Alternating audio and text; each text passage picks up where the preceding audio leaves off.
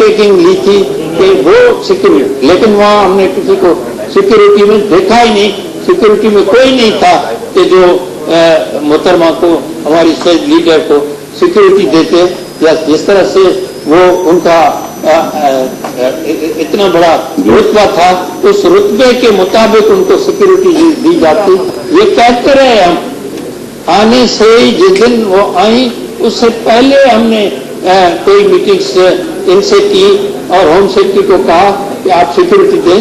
Security नहीं दी गई और कहते रहे कि हम देंगे, दी नहीं दी। उसके बाद भी लेटेस्ट गवाह है कि हम कहते रहे कि जी सिक्योरिटी बीबी को दें, बीबी को नहीं दी गई। बाद में भी जब कैंपेन में इलेक्शन के जाते थे तो हमारे लोग थे, पुलिस नहीं थी कि या कोई और इंटेलिजेंस के लोग नहीं थे जो ये मैं वजाहत करता था। मैं इन्वेस्टिगेशन है वो हमने देखी है, वो टेंटेड है, वो इन्वेस्टिगेशन है नहीं जो होनी चाहिए। उसके बाद नेचुरली जब 27 का इंसिडेंट हुआ तो हमने कहा पहले इंसिडेंट रिलेटेड तो यकीनन हो सकता है कि रिलेटेड हो, लेकिन 27 का इंसिडेंट हो और इन्वेस्टिगेशन हो, उसके साथ फिर 18 का जो है अक्टूबर का वो भी इन्वेस्टिगेशन जो हम कर रहे थे वो हम करें। मैं एक्चुअली एक सेकंड मेरी बात सुन रहे आप, एक सेकंड आप मेरी बात सुन लें। सर प्लीज मेरी बात सुनो, मैं गुजारिश करना चाहता हूं तो आप खड़े रहें, भले मेरी बात सुन लें। आपने रेजोल्यूशन पेश किया बिकॉज ये सिंध असेंबली कंसर्न थी उस अजीम लीडर के लिए कि जिसका आंखों देखे हमारे आंखों के सामने भरी मजलिस में हमसे उसको छीन दिया गया, जिसकी बुनियाद पर आज फेडरल मिनिस्टर साहब खुद तशरीफ लाए कि जो अभी तक उनको इन्वेस्टिगेशन में मवाद मिल सका है वो असेंबली के मेंबरान के सामने कम से कम पेश तो करूं। जो मिला है आपके दिल में या मेरे दिल में या मेंबरान के दिल में, ये अभी इत्मीनान इसलिए नहीं आएगा कि अभी कोर्ट का केस चल रहा है। ये सवाल उठते रहेंगे, कल्प्रिट्स को उस अंजाम तक पहुंचाने के लिए चलते रहेंगे ये सवाल। नाज़रीन, सिंध असेंबली में अब से कुछ देर पहले सैयद कायम अली शाह वज़ीर आला सिंध अपने ऑब्जर्वेशंस शेयर कर रहे थे वज़ीर दाखिला रहमान मलिक से, और इससे पहले आप देख रहे थे रिकॉर्डिंग इस तहकीकाती टीम के सरबराह खालिद कुरैशी। उन्होंने अरकान सिंध असेंबली को तफसीली बताया कि इस वक्त तहकीकात किस मरहले पर हैं। ये रिकॉर्डिंग आपको दोबारा सुनवाते हैं। Honorable Speaker and honorable members, as head of the GIT, I am extremely honored and privileged to present my report before this August House. In the first place, I'll introduce myself and my team members. My name is Khalid Qureshi. I am head of the counterterrorism wing for the last 6 years, since 2007. And I was assisted by DIG Wajid Zia, who is out of the country. SSP Azad Khan is here with me. So is Deputy Director Sajjad here on my right. AD Ghulam Asghar Jitoi is also present in the house over there. And SSP Sohail Tajik is outside the country. He is on a foreign course. I will, sir, also, before I enter the detailed briefing, I will discuss certain salient and important points which differentiate complex investigation from the ordinary and mundane cases. The GIT had one historical challenge, that we are answerable not only to this nation but also to the history. So we have ensured that all investigation and all evidence collected in this case is done in a transparent manner and in a professional manner, and also which fulfills the requirement of the Pakistan Criminal Procedure Code, Evidence Act, and satisfies the defense lawyers, the very hard criteria laid down by 88 courts as well. Looking to the first slide, the most important thing is to see what period we are in. Mohtama decided to return to Pakistan in 2007. So one has to see at what stage the terrorism was when she entered Pakistan. the then government announced election in 2007, and as the Honorable Minister of Interior has already clarified, the then government head, General Pervez Musharraf, insisted that she shouldn't return before the elections. The intentions were the same, to eliminate Mohtarma Benazir Bhutto from the political scene, but there were different modes. For instance, if you look at the militancy, in 2007, a number of important things happened in Pakistan. Tehreek-e-Taliban formed formally an organization on 14th December 2007.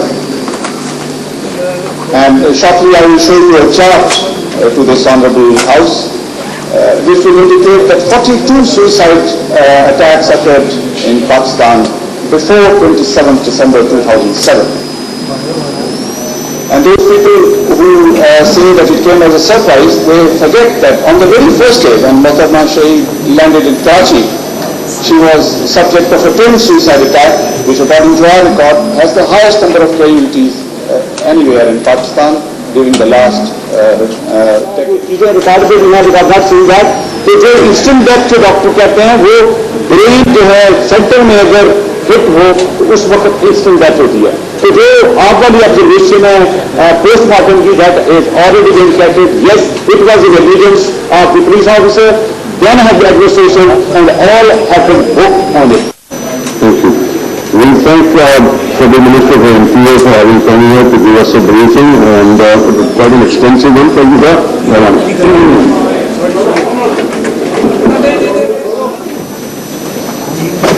This is why she targeted. Ms. Bhutto returned from exile in 2007. I am quoting verbatim. I have to be careful because the case is in the court. Mr. Speaker, you will allow me some leniency because being a subjugous case, I have to be very careful and very gradual. Ms. Bhutto returned from exile in 2007 occurred against this backdrop. Therefore, a discussion of the threats to Ms. Bhutto and of the forces that felt threatened by her potential return to power in Pakistan must include the following: Al-Qaeda, an element of the establishment.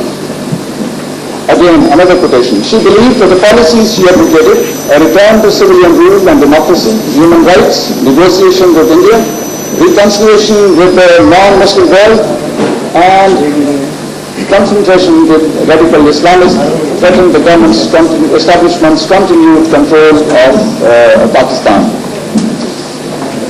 Now, in these circumstances, you notice she decided in this very grave security environment to return to Pakistan and conduct an election campaign throughout Pakistan for restoration of democracy. This risk increased manifold when the government of General Pervez Musharraf denied her the VVIP security arrangements. And without these VVIP security arrangements to which she was entitled as twice selected Prime Minister, and this was notified by this government for Mr. Shaukat Aziz and Chaudhry Shujaat Hasan, she was exposed to the threat which was visible, which was naked, and which was waiting for her. In fact, if you look with hindsight, when Mohtarma Shaheed decided to come to Pakistan, and without the VVIP security protection, she was walking into a live minefield of suicide bombers without appropriate security protection provided to her by the governments. Now, we will briefly touch this incident because this is very important. As I have already mentioned, that 170 innocent citizens, party workers and policemen were killed, martyred in this incident. One very important discovery was made by my group because we used to visit all important crime scenes all over Pakistan except FATA, that we identified a triggering mechanism marked here in front of the August House as MUV2. This was first identified, you can also see the photograph, in the first Marriott attack, suicide attack in January 2007. Contrary to common belief, it is not remote control and it is not, the control is not with someone else. Initially the militants used some electrical controls, but then they noticed there were possibilities of battery failures, the wire failures, So they developed this unique system where every suicide bomber was provided these two striker sleeves, and he had to pull them like a grenade on the blast attack. It failed only once in Dera Ismail Khan. They attacked a Shia procession. The suicide bomber heart was destroyed, but he failed to trigger the bomb itself.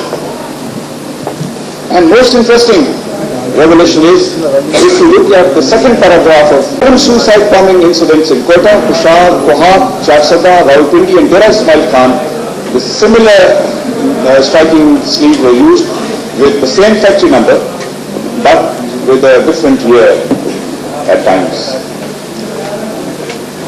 Now, this is also very important, what happens here. The terrorist group reorganized, unfortunately, on 14th December. There were 27 militant groups, we will identify them shortly, from 7 tribal agencies, 6 frontier regions, 24 districts of then NWFP, now Khyber Pakhtunkhwa, formed an umbrella organization named Tehreek-e-Taliban. Baitullah Masood, resident of Makeen, South Waziristan, was chosen as Amir of the TTP. Now this is very interesting, the next one. In the year 2007, we identified 20 suicide bombers out of 26 known suicide bombers who were from South Waziristan. Qari Hussain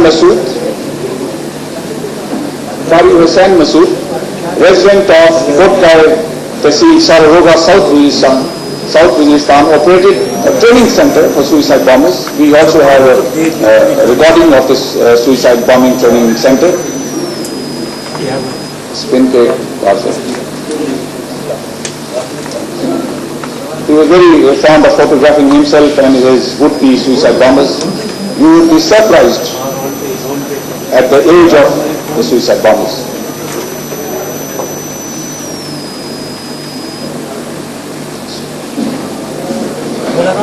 Look at this boy's age, you see. Innocent boy, his poverty and his voice is tricky, sir. This is the school. This is the center.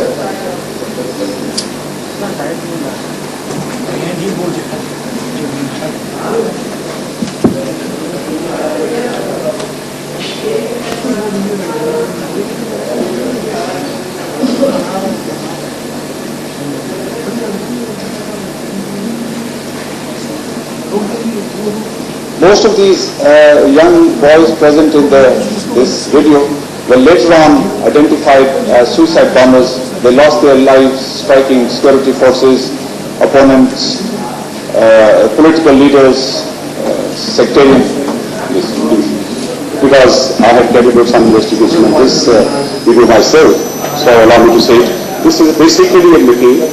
You must have heard the name of Qari Hussain, one of the known notorious terrorists who was killed recently, and we have a number of research like this, like Tehreek Centers, and he had actually working with him that if you bring a boy of any age from 15 to 20, he can make him a suicide bomber in 15 days. Here you will see few photographs, and one of the terrorists, boy, is only 10 to 12. And you will see his detail.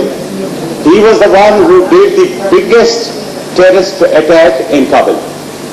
Then all these members, whenever they used to go for the mission, they would say, recite some ayats of Holy Quran, and they would send this video to their family. And when he leaves for the mission, he is shown if he is going to be a suicide bomber through a car. They have